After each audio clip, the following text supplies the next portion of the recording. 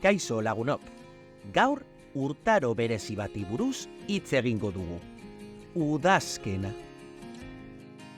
Udako oporrak amaitu dira, eta hauekin batera, uda ere amaitu da.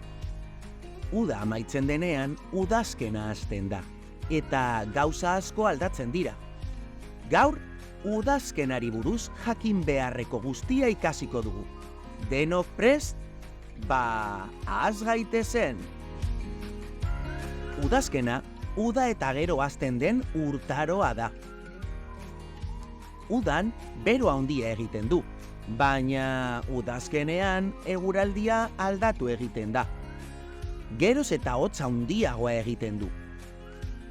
Egun batzuk oso euritsuak dira.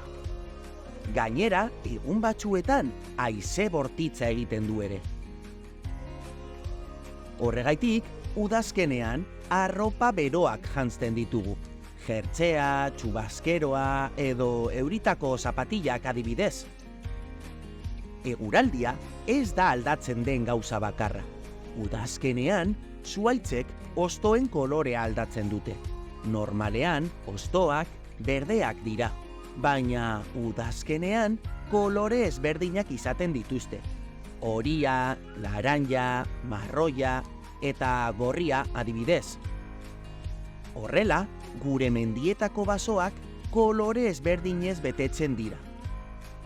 Oso ederra da kolore berri hauek ikustea. Baina, badakizue zergaitik aldatzen duten hostoek haien kolorea? Erraza da. Eguzki gutxiago egiten duelako. Hostoek eguzkiaren argia behar dute berde kolorea izateko. Baina udazkenean egunak laburragoak dira. Eguzkia arinago eskutatzen da eta gaua lehenago heltzen da.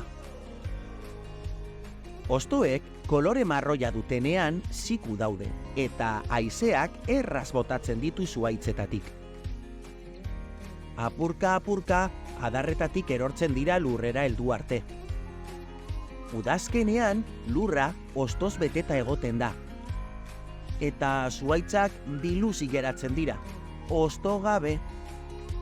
Baina zuhaitz guztiek ez dituzte hostoak galtzen. Badira oso indartsuak diren zuhaitz berezi batzuk. Pinua, izeia eta gorostia adibidez.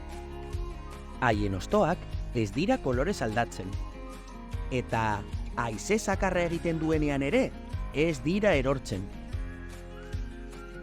Animaliek udazkena heldu dela azkar nabaritzen dute. Txoriek badakite udazkenean hotza egiten duela. Eta negua heldu baino lehen haien bidaia hasten dute. Zikoinek, enarek eta arranoek bidai luzea egiten dute leku beroagoak bilatzeko. Bidaia hau migrazioa deitzen da. Gehienak Afrikara joaten dira. Bertan ez duelako hotzik egiten, baina udaberrian berriro bueltatuko dira. Agur txoritxoak, ondo pasa Afrikan, udaberrian ikusiko gara berriro. Baina txori guztiek ezin dute bidai luze hau egin. Batzuk oso txikiak direlako oraindik, edota gaixorik daudelako. Beraz, haien kabia ondo eta txukun prestatzen dute, hotzik ez pasatzeko. Basoko beste animali guztiek ere, haien etxea prestatzen dute udazkena eta negua pasatzeko.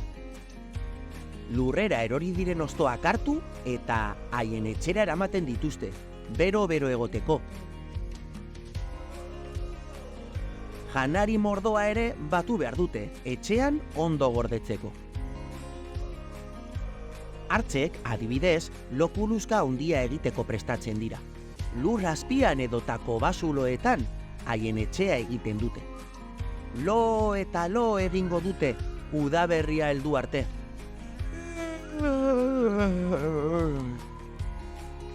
Bueno lagunok, hau izan da dena. Prest zaudete udazkenaz gozatzeko? Ondo izan eta hurrengora arte!